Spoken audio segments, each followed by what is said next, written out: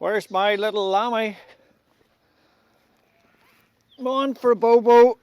Who wants a bobo? Where are you?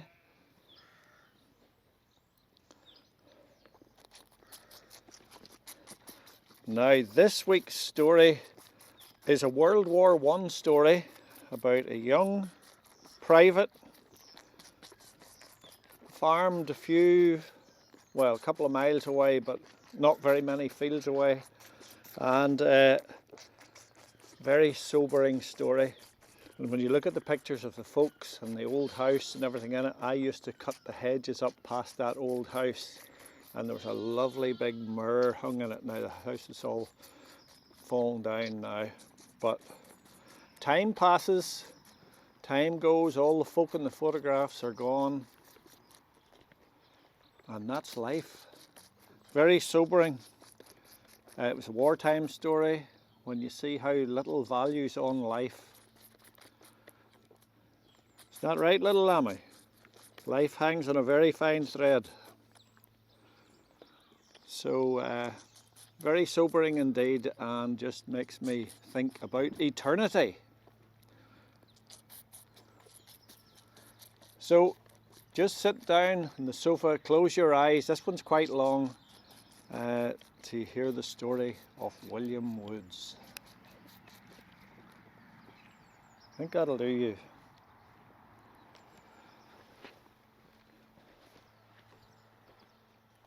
My name's William McMullen, and I live at Ballyhenry outside Portaferry. And this little story really started back in my childhood. And I remember when my grandparents lived in the farmhouse at Ballyhenry, in the dining room, in the corner of the dining room between a sideboard and a dresser, there was a safe, a metal safe. It was about 2 feet tall by about a foot square. And in all my time, I never remember anybody in the family ever referring to the safe. It was never opened. No one ever said anything about what was in it or anything.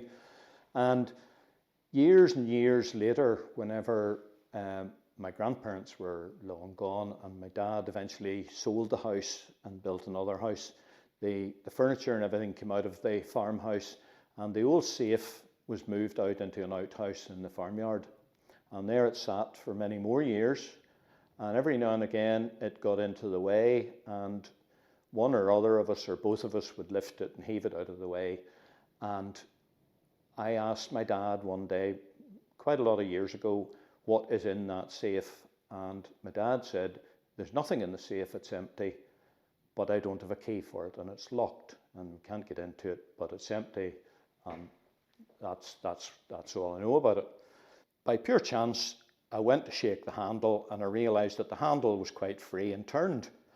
So I knew the door wasn't actually locked, because if it had been locked, the handle wouldn't turn to let the pins out to open the door. And what was wrong was the hinges on the safe were rusted solid. So I got the old reliable WD-40 can out, and I sprayed at it, and every day or two I would go past it and I would spray it again, but the door wouldn't budge. And I knew there was about 1 millimetre of movement in the door, but it wasn't enough to let you get a screwdriver in or a jemmy bar in to open it. So I had a brainwave, and I set the safe up on its back, and I tied a rope round the handle, I put it up through a beam, and then I took the blocks away underneath it, so the safe was hanging with its front up on the handle. And I took a big hammer and I hit the safe, and lo and behold, the door opened. And lo and behold, the safe wasn't empty at all. The safe was full of stuff. So I set the safe up, and I went to look for all this buried treasure that I had imagined all my life was in this safe that nobody knew about, and I was going to be very rich on the gold and jewellery and things in it. But there was nothing in like that, except there was a half sovereign in one of the drawers. That was the only thing I thought was of any value. But there was a paper bag, and in that paper, an old brown paper bag, and in that paper bag, and I just took a cursory look, was full of all sorts of letters and documents, and I have them all here. And I just took the bag and I set it to one side, I looked through all the rest of the stuff, and there was a lot of stuff that was rubbish, which I disposed of. And it wasn't until I took the paper bag full of documents home to have a look at it more closely that I realised that what I had actually was, to me, more valuable than finding a diamond or a ring in it or something. And it was all to do with this guy here. And this is William Woods, who was born in 1894 on Black Abbey Farm, on the Black Abbey Road between Grey Abbey and the Inishargy Road. It's in a townland called Black Abbey there. And William Woods was my great uncle. He was my Granny McMullen's brother, and he grew up and he worked on the farm with his brother Hugh and his brother James. And then I never knew anything much about him.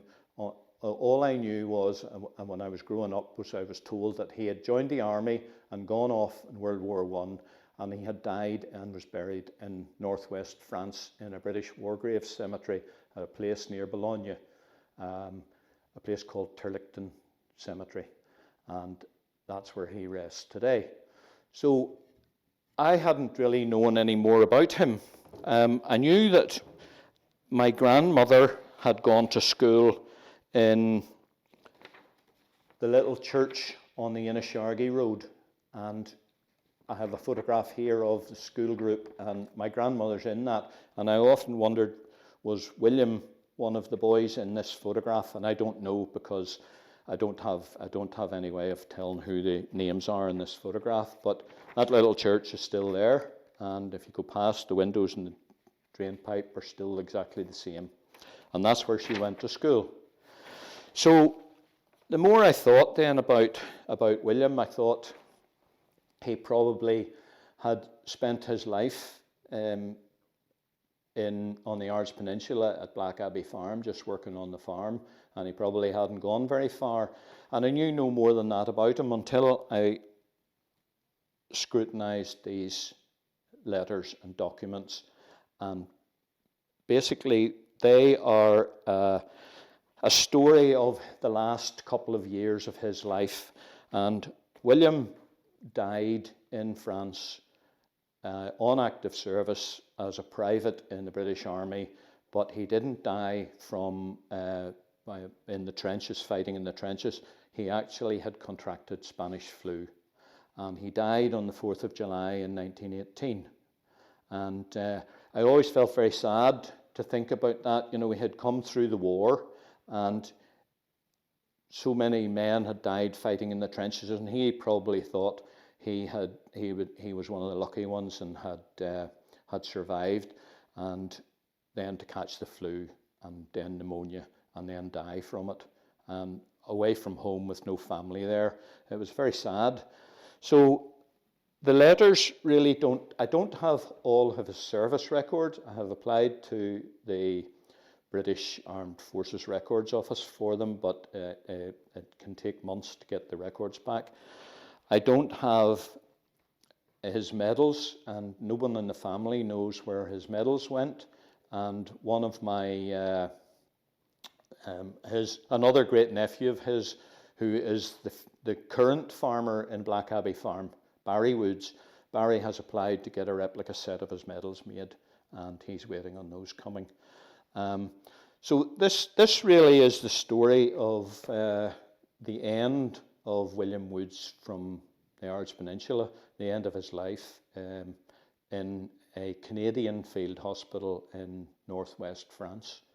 And some of these letters are they're very poignant, and they're very sad. And there are letters here to his mother and from his mother, and there are letters from two of his sisters and to his sisters. And they explain a little bit about his life on active service, as much as he could say. And this is an old family photograph album, and this is a photograph of William John Woods, who is the father of William Woods that we're talking about here in this little story. This is a photograph of William Woods' mother and his sister, Molly, who was my grandmother, and his grandmother. I think this was at Black Abbey House, and this is a photograph of Black Abbey House, the original house on the farm where William and his family would have been born and brought up, and that would have been the home that he left to go to join the army.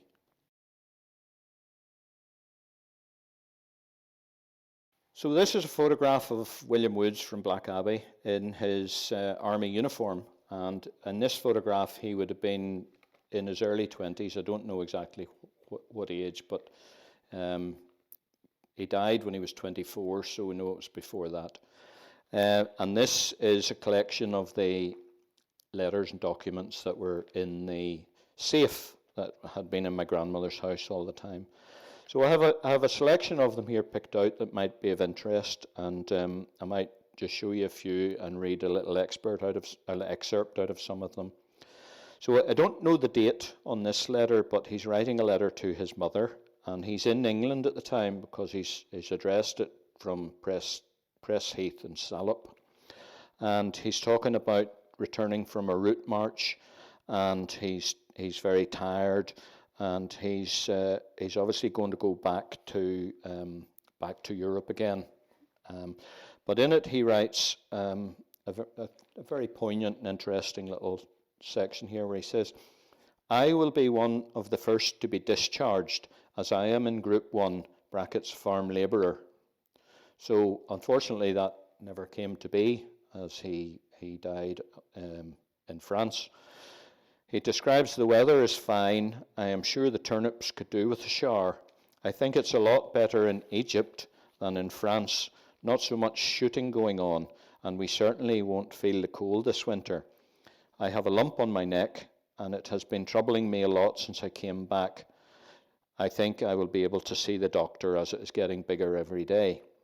So this is when he has come back to England from France, and he then was sent to Egypt on the Egyptian Expeditionary Force with the British Army, and he was on active service there for a time. So this is a letter dated the 17th of August 1917, and it's a letter from William where he's writing to his mother, and he goes, "My dear mother, just a few lines, hoping you are all quite well. I have been in hospital since I came here," and that's in Egypt, "and have not had a chance of writing sooner. I had an operation on Wednesday week with suppurating glands in my neck, and I am still in bed and had a fairly bad time for a week, but now feel a lot better. If you should write," and he gives his address there, Private William Woods, number 39040, North Lancashire, Egyptian Expeditionary Forces, Egypt. "And I expect I will be out of this long before your reply comes. Will write to you again," and he signs it affectionately, William. So that's one of the first letters that I have a date for.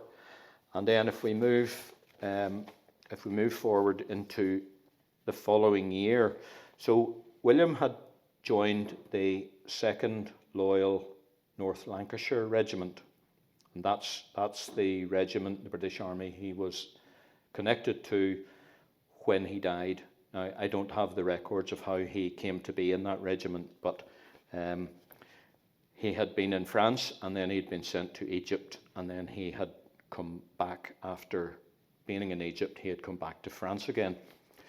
So he writes to my grandmother, who was a sister, "My dear Molly, just a few lines, hoping this finds all of you in the best of health.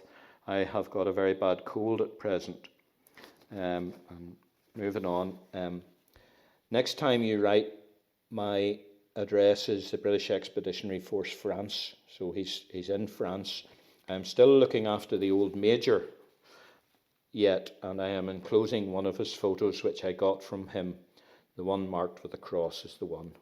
I don't like the idea of being in France, of course. I have a better chance of a few days' leave, it's not quite so hot here. So he's in France by this stage. He then writes, we had a big mail today. I got 6 Chronicles and 4 Christian Heralds, and also a letter from James giving me a few details about the wedding, and that's his brother James that lived at Lochcowie. And then the following month, which is June, and this is just a month roughly before he died, he writes to his other sister Eileen, and it shows you the sort of affection that they have between them, and the relationship back to Black Abbey and his life growing up on the farm. So he talks about, I've just received your welcome letter on the 26th of April. It has been all over the show, so it's obviously the letters were catching up with them wherever they were moved on to. And he says, I suppose you are still going to school yet. No word of you getting married. I know you are still courting strong. And what about Molly? I expected her going a long time ago. I never hear much about Hughie, and Hughie was his brother. Is he still feeding the pigs and counting the sheep? He is an old-fashioned boy. I remember the time quite well when I did most of his work for him while he ran up and down the yard with a hen under his arm. So he goes on then, he says, I am lying up now in an old loft writing to you, and it reminds me of the dance we had in R1. I'm having a fairly decent time, and this is when he was probably on light duties after being coming back to France from Egypt. And at present I'm helping the cook. I am a fairly good hand if there are any failures to put out of sight, if you know what I mean. So that's the sort of letter. He says, I have just received 3 Christian Heralds from Molly, who was my grandfather. We get a mail delivery every day. I've not had a reply to any of the letters I wrote since I landed in France. Perhaps they have gone astray. He then says, I have been on the lookout for James Warnock. Every motor I see, I have a look, but I have been disappointed so far. And he may not be in this part of the line, of course. So he's talking about the front line where the fighting was going on in World War I.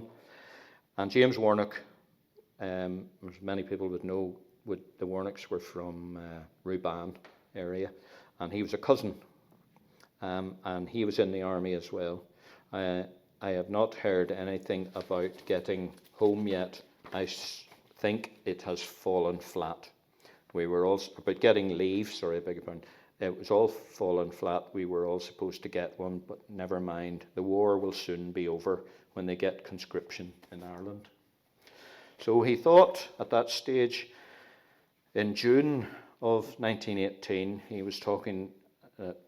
This war will be coming to an end soon, and he must have felt that he was on a bit of a good thing where he was on light duties helping the cook rather than have to stand in a trench and fight the Germans.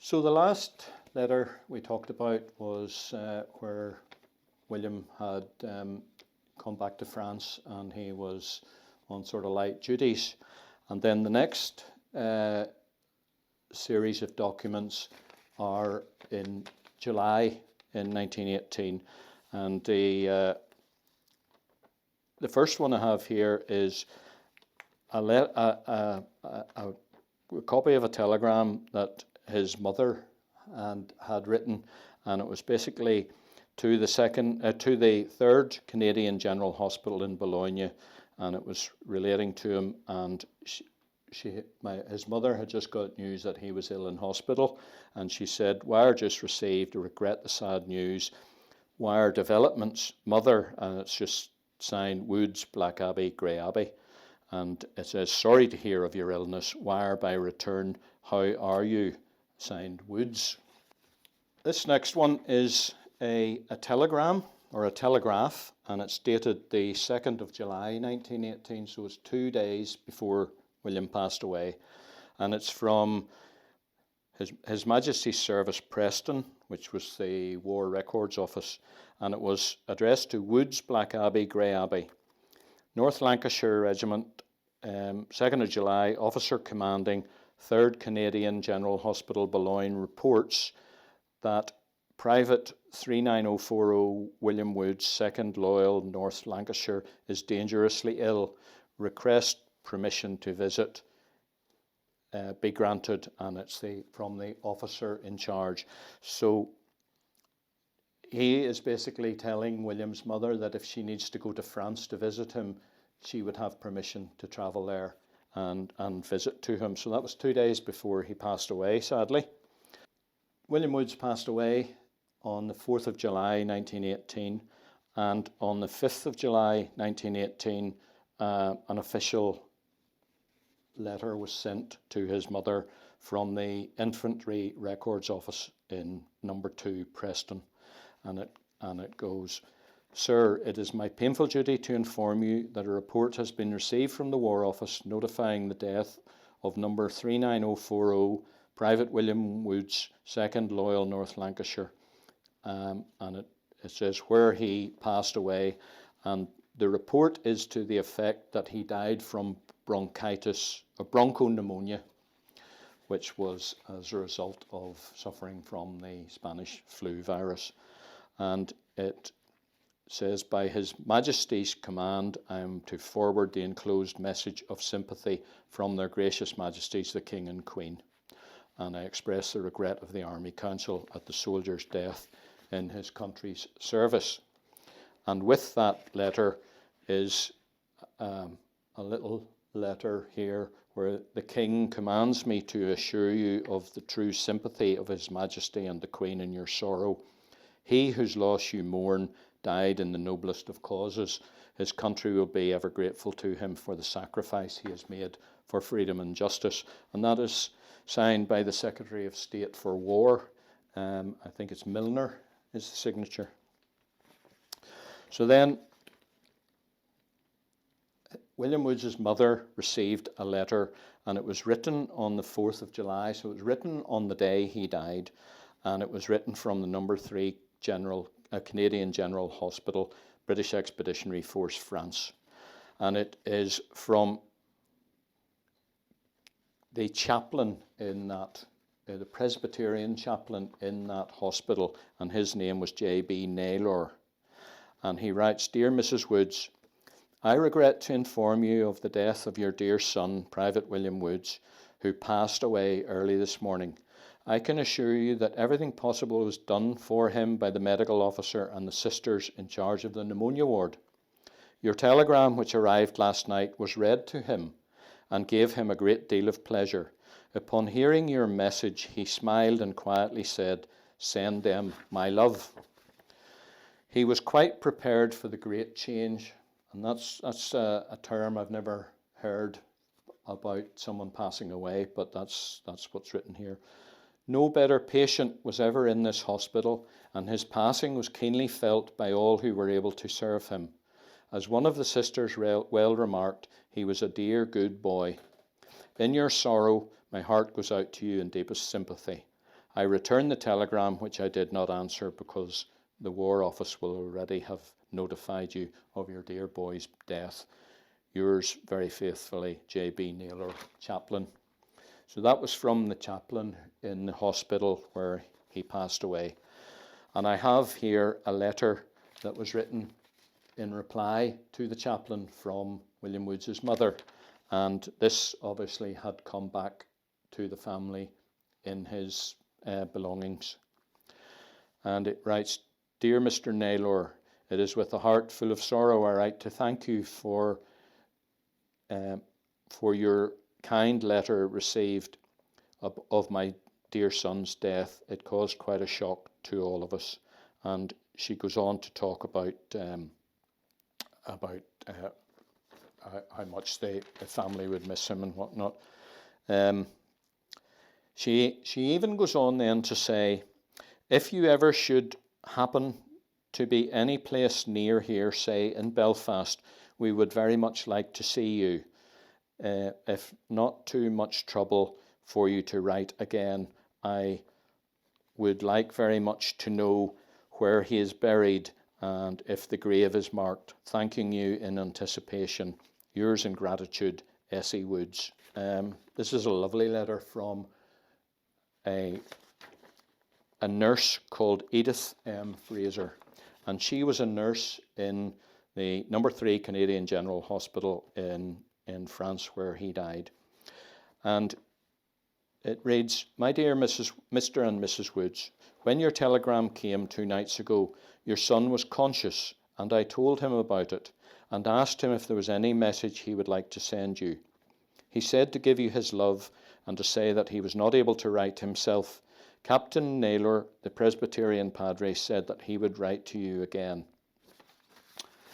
I thought, however, that you might like to hear a few details about your son and wish to extend my deepest sympathy to you both. I was on night duty in the pneumonia ward where your son was, and was with him for a week before he passed away. He was a very brave lad, and we all felt very badly when he left us.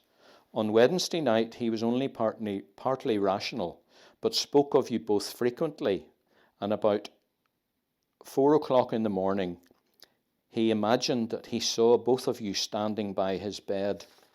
I went off duty that morning at about 8 o'clock, and your son passed away at 20 minutes to 9 in the morning. So she'd been nursing him for a week beforehand, and he passed away 40 minutes after she had gone off duty, which is quite sad. The sisters on duty were with him at the time, and when I left the ward, he was still conscious, and I don't think he realised that he was dying.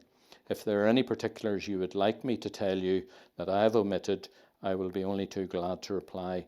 Rest assured that your son had every possible care taken of him.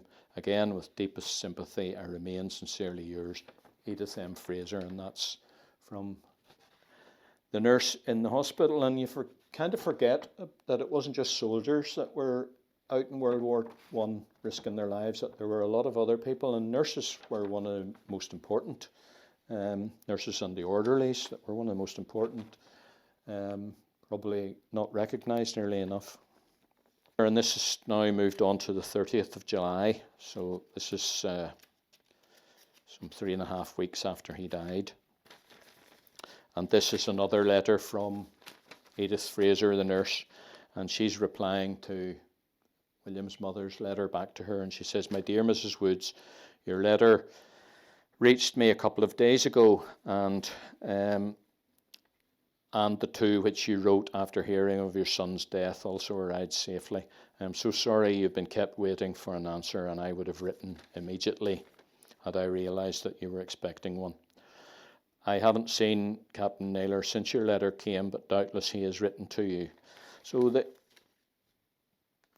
time that the chaplains and the nurses must have taken, because the number of young men who were dying as a result of the injuries and whatnot in World War II must have been colossal, and yet they were taking the time every day to sit and write letters to the family who had no details and knew nothing about what was going on, and these must have been like gold dust to the family to find out these details, that their son had died on his own, far away, and that there were people who cared for him and were looking after him.